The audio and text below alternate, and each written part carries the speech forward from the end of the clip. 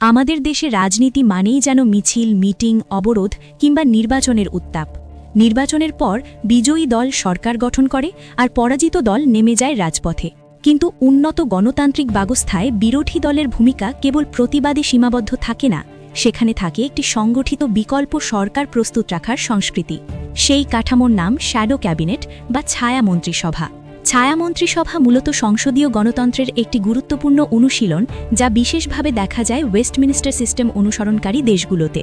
সরকারে যেমন প্রতিটি মন্ত্রণালয়ের জন্য একজন করে মন্ত্রী থাকেন, স্বাস্থ্য, শিক্ষা, অর্থ, পররাষ্ট্র, তেমনি প্রধান বিরোধী দলও প্রতিটি মন্ত্রণালয়ের বিপরীতে একজন করে ছায়া মন্ত্রী মনোনীত করে।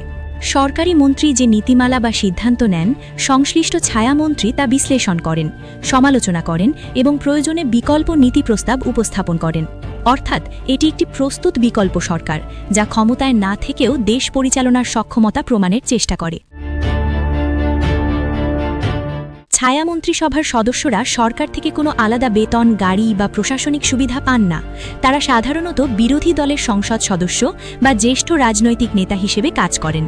ছায়ামন্ত্রিত্ব মূলত রাজনৈতিক ও সাংগঠনিক দায়িত্ব। এটি জনগণের সামনে নিজেদের যোগ্যতা ও প্রস্তুতি তুলে ধরার একটি প্ল্যাটফর্ম। গণতন্ত্রে জবাবদিহি নিশ্চিত করার জন্য শক্তিশালী বিরোধী দল অপরিহার্য।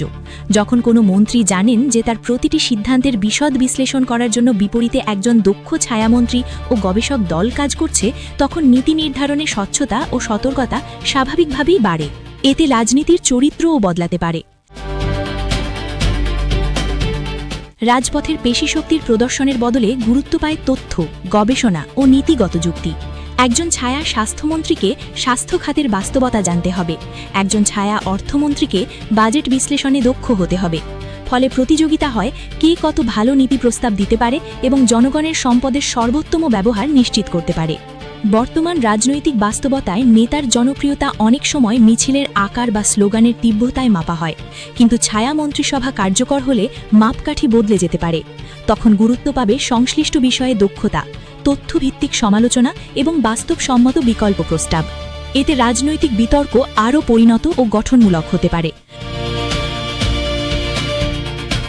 সংসদ ও গণমাধ্যমে আলোচনার কেন্দ্রবিন্দু হবে নীতি ও কর্মপরিকল্পনা, ব্যক্তিগত আক্রমণ নয়। ছায়া মন্ত্রিসভা তখনই সফল হবে যখন তা কেবল বিরোধিতার জন্য বিরোধিতা করবে না, প্রতিটি সমালোচনার সঙ্গে থাকতে হবে তথ্য নির্ভর বিশ্লেষণ ও বাস্তবসম্মত সমাধান। নিয়মিত গবেষণা, মাঠ পর্যায়ের তথ্য সংগ্রহ এবং বিশেষজ্ঞদের সঙ্গে সমন্বয় ছাড়া এটি কার্যকর হবে না। শুধু টকশো বা সংবাদ সম্মেলনে উপস্থিতি দিয়ে নয়, প্রতিটি খাতে ধারাবাহিক নীতিগত কাজের মাধ্যমেই ছায়ামন্ত্রিত্বের গুরুত্ব প্রতিষ্ঠিত হতে পারে। বাস্তবতা হলো এটি সহজ নয়। অনেক সময় পদবীর আকর্ষণ থাকলেও দায়িত্ব পালনে প্রয়োজনীয় দক্ষতা বা গবেষণার আগ্রহের ঘাটতি দেখা দিতে পারে। ফলে ছায়ামন্ত্রিসভা কাগজে কাঠামো হয়ে যাওয়ার ঝুঁকি থাকে। তবে ধীরে ধীরে অন্তত কয়েকটি গুরুত্বপূর্ণ মন্ত্রণালয়ে যদি কার্যকর ছায়ামন্ত্রিসভা গড়ে তোলা যায় এবং নিয়মিত জবাবদিহির সংস্কৃতি তৈরি করা যায়, তাহলে রাজনীতিতে ইতিবাচক পরিবর্তনের সূচনা সম্ভব।